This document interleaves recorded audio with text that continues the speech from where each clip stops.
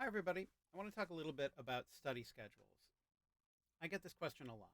What's the best study schedule to use for the LSAT? What study schedule out there is the one that's going to ensure my 165, my 172, whatever? And the answer, of course, is that there's no such thing.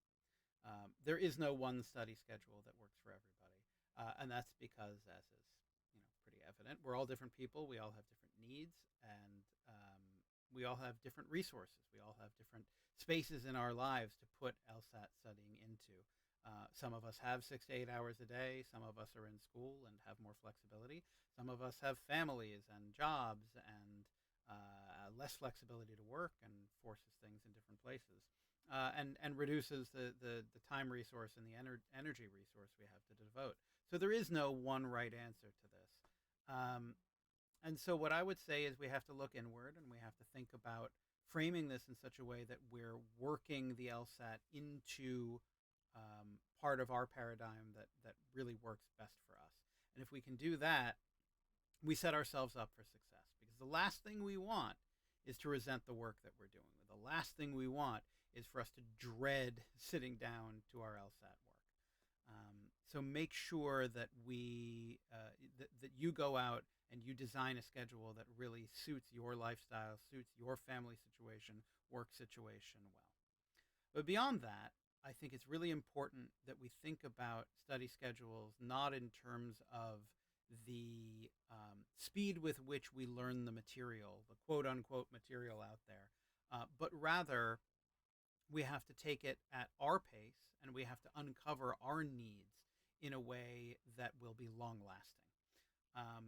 You can go out and buy PowerScore or LSAT Trainer or any of the Manhattan Prep or any of these books that have sort of what they call the complete package of LSAT material, and you could read the entire thing in a week.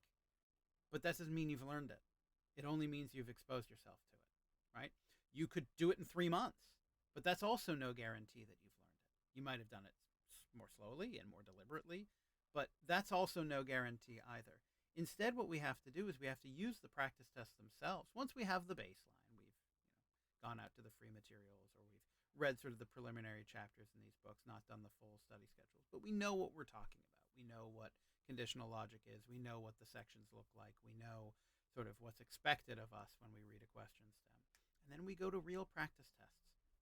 And when we go to real practice tests, we do triple review and we take as much time as we need to draw out as much information on one section or as one test as we can. And that means we could be doing an entire test over the course of a week and a half, 2 weeks for the beginner for sure is a completely reasonable amount of time.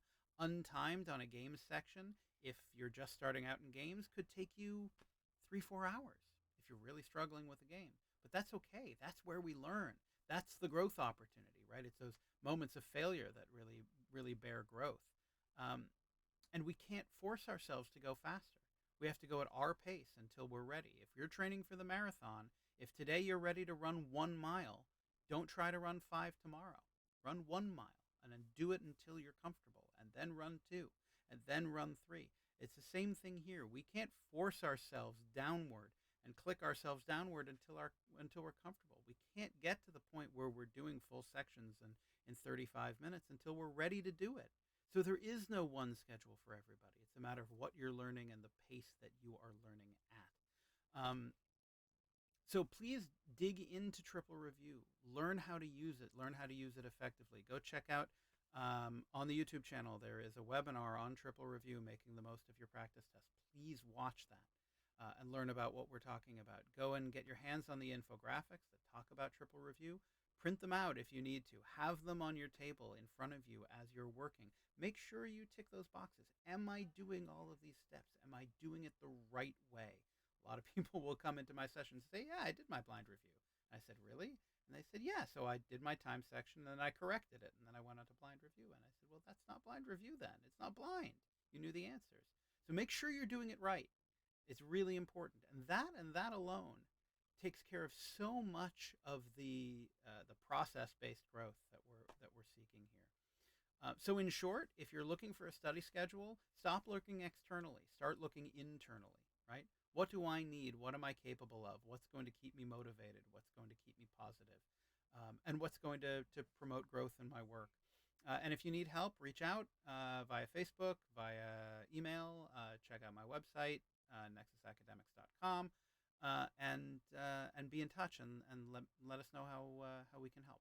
Thanks.